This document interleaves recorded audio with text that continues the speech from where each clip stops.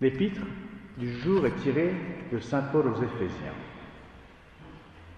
Mes frères, prenez bien garde à votre conduite. Ne vivez pas comme des insensés, mais comme des hommes sages, profitant des moments qui vous sont donnés, car les jours sont mauvais. Aussi ne soyez pas imprudents, mais comprenez bien quelle est la volonté du Seigneur. Ne vous enivrez pas de vin, c'est une sorte de luxure, mais remplissez-vous de l'Esprit Saint, vous entretenant de psaumes, d'hymnes, de cantiques spirituels, chantant, psalmodiant du fond de vos cœurs pour le Seigneur, rendant continuellement grâce pour toutes les choses à Dieu le Père, au nom de notre Seigneur Jésus-Christ.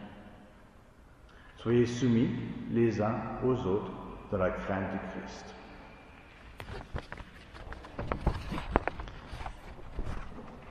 Une traduction du Saint-Évangile selon saint Jean.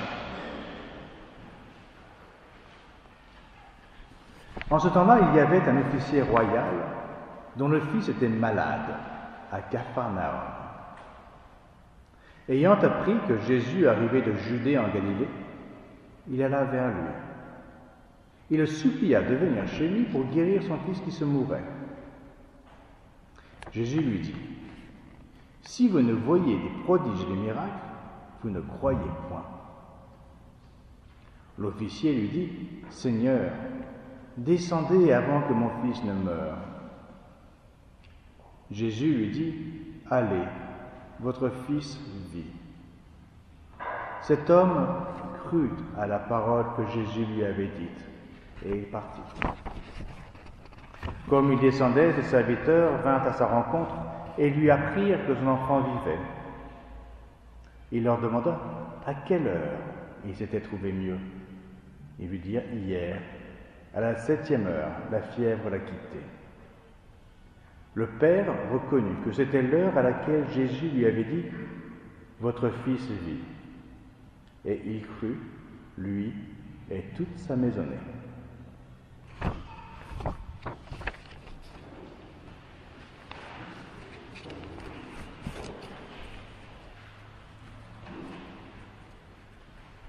Au nom du Père et du Fils et du Saint-Esprit, ainsi soit-il. Seigneur, je ne suis pas digne que vous entriez dans ma maison, mais dites une parole, et mon fils sera guéri. Saint Jean, que nous venons d'entendre, décrit d'une manière plus succincte la guérison du fils du centurion que ne le font les synoptiques, Marc, Luc, Matthieu. C'est la fête de Saint Luc aujourd'hui. Au moment même où la parole de notre Seigneur Jésus est prononcée, le malade est guéri. La parole de Dieu, le Logos, c'est la vie. Ce que Dieu dit est. Il n'y a pas de mensonge en Dieu. Il n'y a pas de demi-vérité. Dieu parle. Il nous enseigne. Il nous sauve.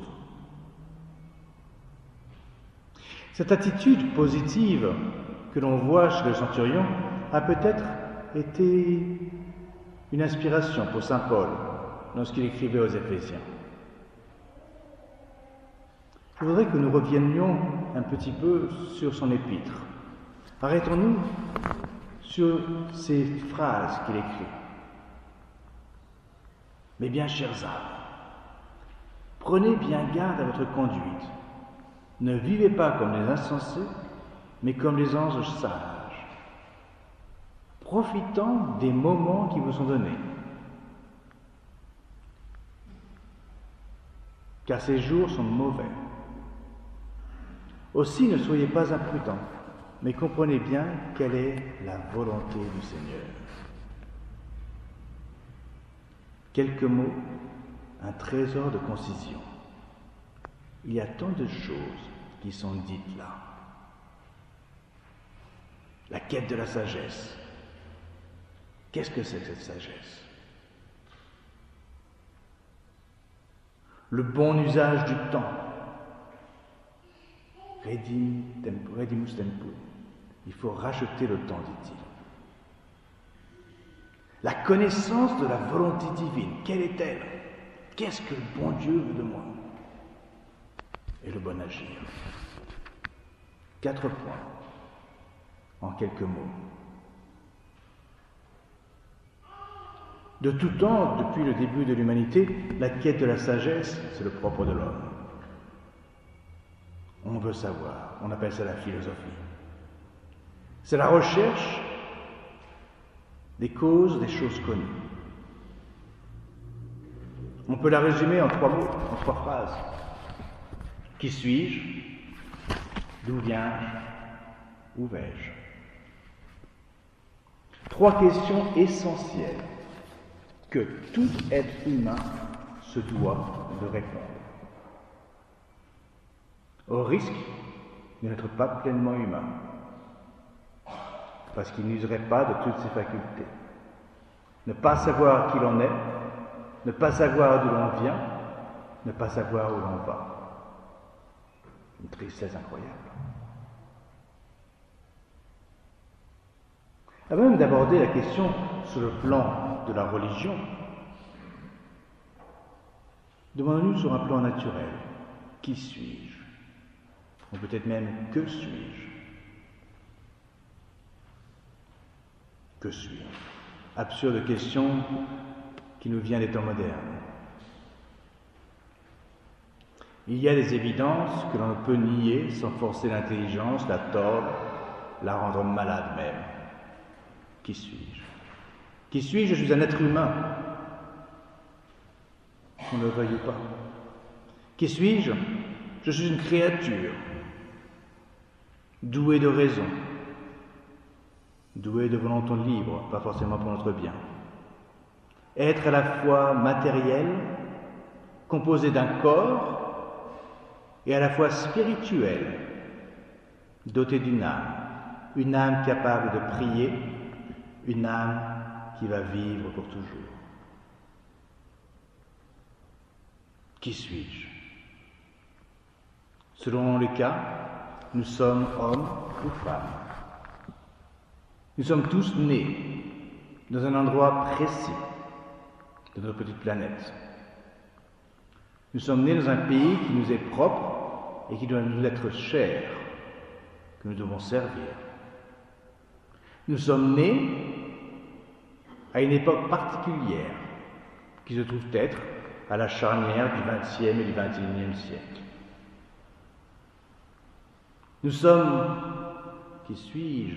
Nous sommes entourés d'une multitude de personnes qui sont mes voisins, mon prochain, ma communauté de vie. Car je suis un être social, de par ma nature même, et j'ai besoin des autres et les autres ont besoin de moi. Qui suis-je?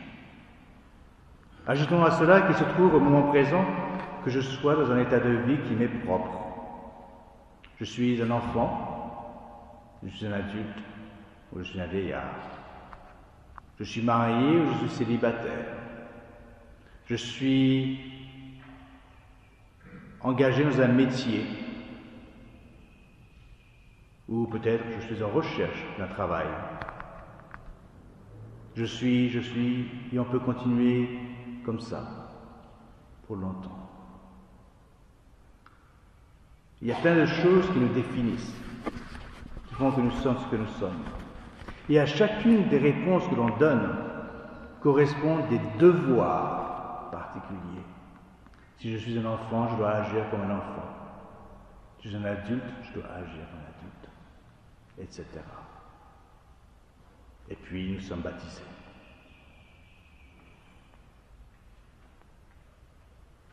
Mais cette investigation de savoir qui nous sommes, et qui est toujours la première question parce que c'est ce que nous connaissons, cette investigation doit nous conduire à la question suivante.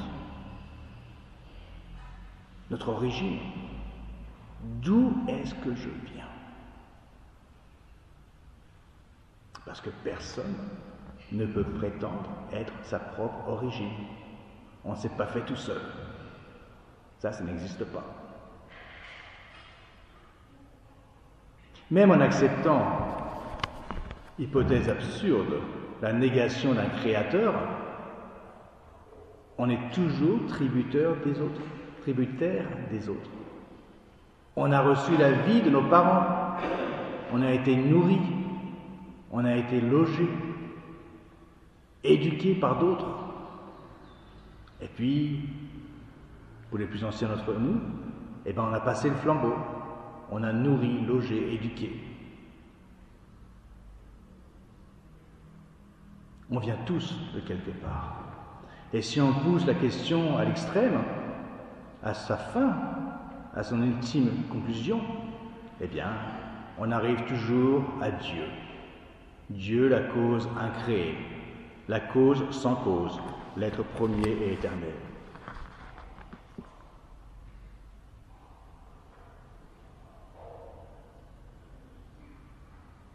D'où viens-je? D'où est-ce que je viens? S'il est pour certains difficile de donner une réponse à cette question, ce n'est pas parce qu'ils n'ont pas de logique. La logique est facile.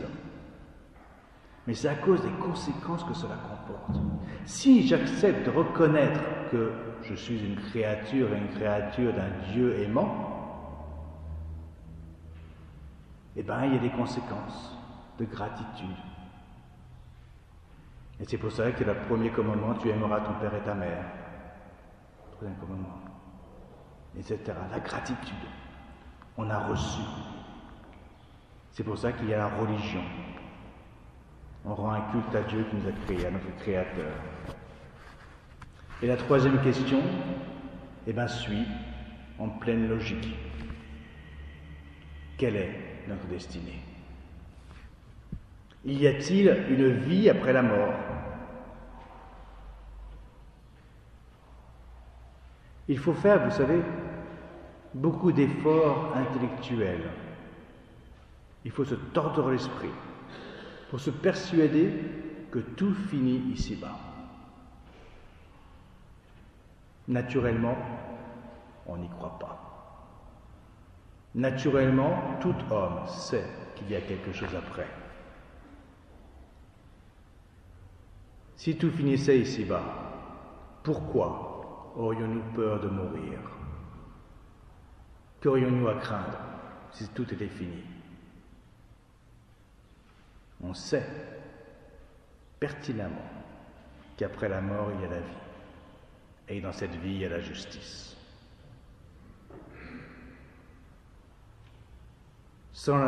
Avec la négation de la vie éternelle, de la vie en Dieu, on ouvre la porte sur un vide immense, un gouffre terrible, terrifiant. Non, la sagesse dont nous parle saint Paul est très consolante. Nous savons que nous sommes faits pour la vie éternelle. Nous savons que nous sommes les plus belles et parfaites créatures de la terre, voulues et aimées de Dieu, appelées à vivre avec lui pour l'éternité. On apprend d'elle, de cette sagesse, que le temps présent nous est donné pour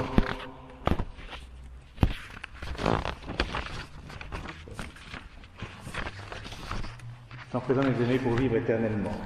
Une page. Ce temps, le temps qui nous est donné. Il faut sauver le temps, nous dit saint Paul, prendre soin de son temps. C'est curieux le temps. Le temps est une chose qui nous est donnée et qui était aussi réelle que pour l'être l'argent, l'or, les choses. Le temps. Chacun d'entre nous, nous avons reçu un certain nombre de jours qui vont être nôtres, pendant lesquels on va vivre, pendant lesquels on va pouvoir prouver au bon Dieu notre amour. Et peut-être très court, coupé au sein de la mer, et pourtant déboucher sur la vie éternelle, ou peut-être très long. Mais comme Saint Paul dit, il faut prendre grand soin du temps qui nous est donné. Il va même jusqu'à dire qu'il faut racheter le temps perdu. Comment peut-on racheter le temps perdu? Le temps est passé, c'est fini, c'est trop tard.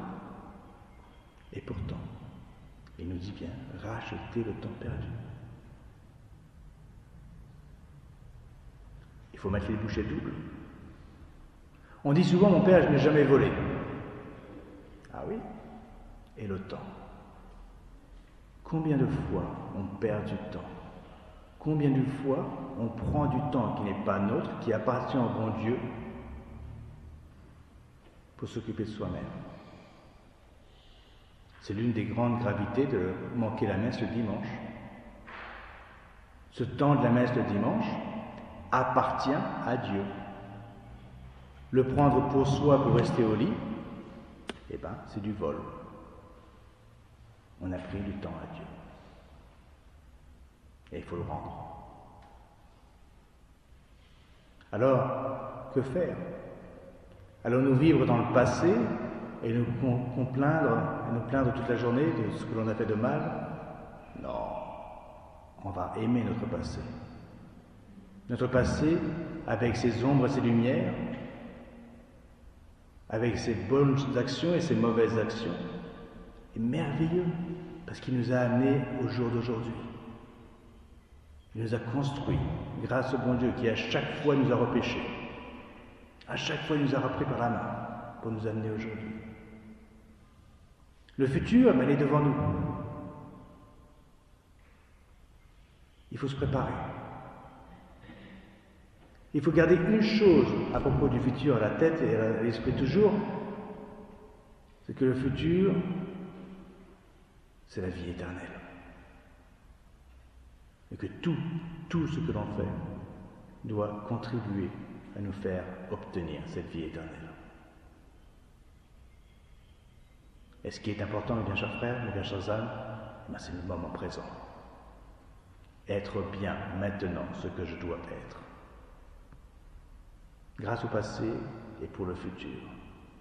Et ça se fait par la grâce de Dieu. Et le bon Dieu est avec nous toujours. Et c'est pour ça que l'Église nous fait dire, jour après jour, ces mêmes mots, parlant du moment présent.